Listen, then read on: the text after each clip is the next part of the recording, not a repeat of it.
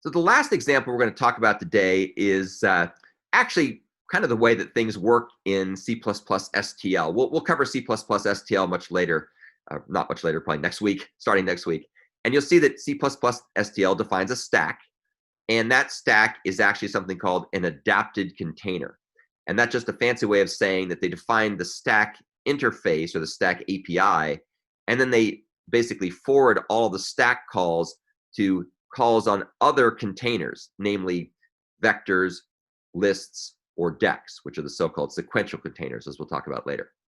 And so to illustrate that technique, I have implemented my stack here to use the same technique.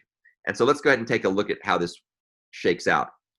So up here, you can see my new stack implementation takes type name T as the first parameter, as always.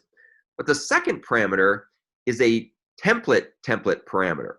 And what it's going to do is it's going to say, I'm going to define a second parameter to the stack, which is a template parameter, but it's a template parameter. And what that means is it's going to be capable of being given a default value. In this case, it will give it the standard vector, but I could trivially change this to deck, assuming I included the deck header file, and things would work fine. So, and I could also change it to list, assuming I had included the list header file. So let's go back to vector here for a moment. And now what I'm going to do is I'm going to have pretty much the same interface I've had before, for the most part. And the main difference here is that my implementation of this whole thing is going to be done using this sequential container that I passed in as a template parameter, which will be whatever I happen to give it. And the nice part is I can give it a default, and then I can override that default in my main program. And I'll show you how to do that in a second as well.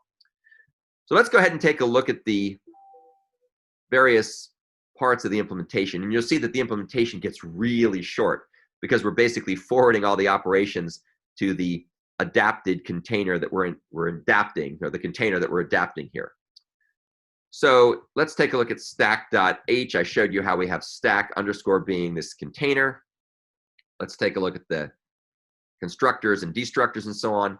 Here, we're just going to go ahead and pass the size parameter into the constructor of the container, which knows how to make itself from a size parameter. Here is the copy constructor, and you can see that it goes ahead and makes itself. Actually, I think I could do that even more efficiently, probably just by doing this. Let's make it even more efficient. So now all I have to do, I can get rid of this loop altogether, and now I'm just going to pass in the right-hand side's container to initialize the left-hand side's container, and that uses the magic of that mechanism in order to be able to pass that in.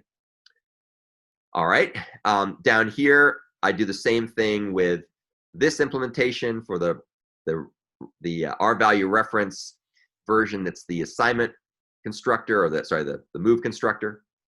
Here's the assignment operator. You can see that it basically works as before, except all I'm doing now is I'm just calling the swap method that's defined on the underlying sequential container. And we're creating essentially a temporary version, and then we're doing a swap. So this will be nice and strongly exception safe. And then down here, here's the move assignment operator. And again, we're just basically, it'll clean itself up using the magic under the hood to do those operations properly. So you can see that all the code that we used to have to write has pretty much disappeared. Here's the inline methods.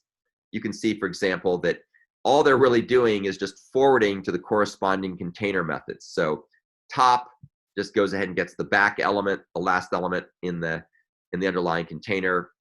Pop just does a pop back on the underlying container. Here's what emplace does. It calls the emplace back method that's defined on the underlying container. And let's see, let's see if I can get away with this. Not sure. Maybe I'll just say args. Oh, let's keep it the way it was. And then up here, we do a push where we're calling pushback. So the push operation in our stack turns into a pushback call on our container, and so on and so forth. So I think you can see that what we're doing here is we're basically taking an existing container and then we're adapting it to work with our stack interface. And that is absolutely the way that C++ STL works under the hood. Now, the cool thing about this is if I run this code, then I'll get a vector by default. And hopefully it'll build, and in fact, it runs and works correctly.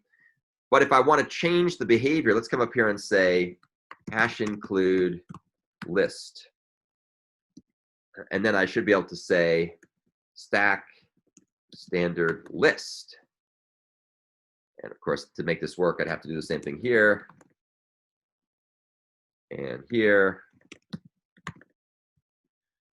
So now what I've done is I've changed my underlying implementation from being a stack of vector, which is what the default was, to now be a stack of lists. And if I wanted to, I could change it to dec, and I could change list to dec. And under the hood, that would go ahead and instantiate the appropriate type of container in that case.